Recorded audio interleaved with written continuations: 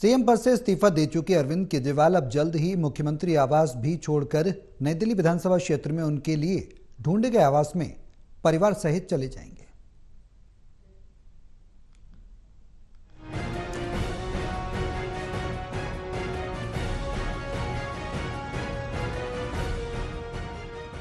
अपने सीएम पद से इस्तीफा दे चुके अरविंद केजरीवाल सीएम के लिए 6 फ्लैग स्टाफ रोड बने सरकारी बंगले को खाली कर देंगे। अरविंद केजरीवाल ने जब मुख्यमंत्री पद से इस्तीफा दिया था उस समय से ही सीएम आवास पर बने रहना चर्चा का विषय बना हुआ था। यहाँ तक कि बीजेपी नेताओं ने सीएम आवास न छोड़ने पर केजरीवाल पर जमकर निशाना साधा था।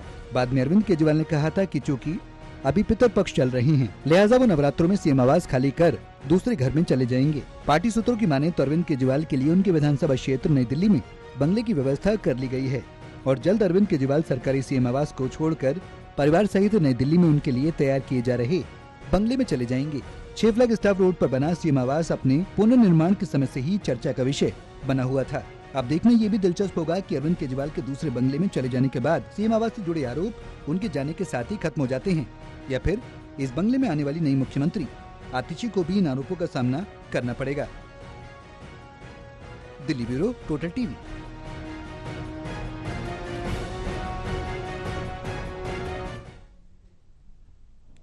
दिल्ली विधानसभा अध्यक्ष रामनिवास गोयल और मुख्यमंत्री आतिशी ने दिल्ली विधानसभा लॉन में महात्मा गांधी और लाल बहादुर शास्त्री को श्रद्धांजलि अर्पित की।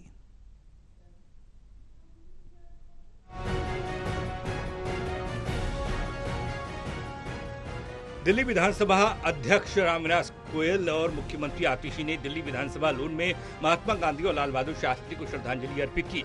मुख्यमंत्री आतिशी ने कहा कि आज महात्मा गांधी जी का जन्म दिवस है। मुझे लगता है कि शायद ही कोई दूसरा व्यक्ति उनके जैसा इस दुनिया में रहा हो, जिन्होंने प्रेम और शांति के रास्ते से, सत्याग्रह के रास्ते से न्याय के लिए संघर्ष करना सिखाया।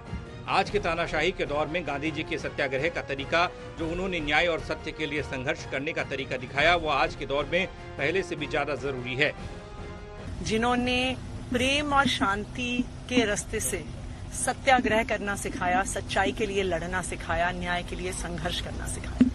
मुझे लगता है कि आज के इस तानाशाही के दौर में जो गांधी जी के सत्याग्रह का तरीका है, जो गांधी जी ने न्याय के लिए, सत्य के लिए जो संघर्ष करने का तरीका दिखाया, मुझे लगता है कि वो आज के दौर में शायद पहले से भी ज्यादा जरूरी हो गया है। गांधी जी जो प्रेम की गंगा बहा गए, भाईचारा जो बना गए, वो आज के वक्त में टूटता हुआ दिखाई दे रहा है। पुनः एक बार गांधी जी की जरूरत है। दिल्ली पुलिस के धारा 163 लगाने के मुद्दे पर मुख्यमंत्री आतिशी ने कहा कि यह किस प्रकार की तानाशाही है, किस प्रकार के आदेश है। मुझे तो कभी याद नहीं है कि इस देश के इतिहास में, शहर के इतिहास में कहीं ऐसा हुआ होगा। ऐसी धारा 144 होती थी जो अब 163 है, उसे त्योहार के समय लगाया गया हो। नवरात्र शुरू हो रहे हैं, रामलीला शुरू हो रही है। हिंदू धर्म में इससे पवित्र कोई समय नहीं।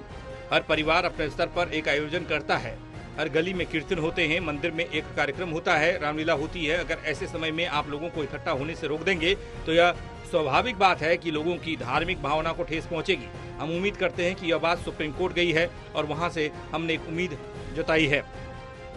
देखिए, ये किस प्रकार की तानाशाही है, ये किस प्रकार के आदेश है। मुझे तो कभी याद नहीं कि इस देश के इतिहास में, इस शहर के इतिहास में कभी ऐसा धारा 144 जो पहले होती थी, 163 जो अब है, उसको लगाया गया हो त्योहार के समय में।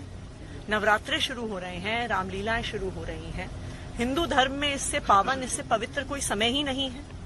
हर परिवार अपने स्तर पे एक आयोजन करता है, हर गली में एक कीर्तन होता है, हर मंदिर में एक कार्यक्रम होता है, रामलीला होती है। अगर ऐसे समय पे आप लोगों को इकट्ठा होने से रोक देंगे तो ये तो स्वाभाविक बात है कि ये लोगों की धार्मिक भावनाओं को ठेस पहुंचाएगा।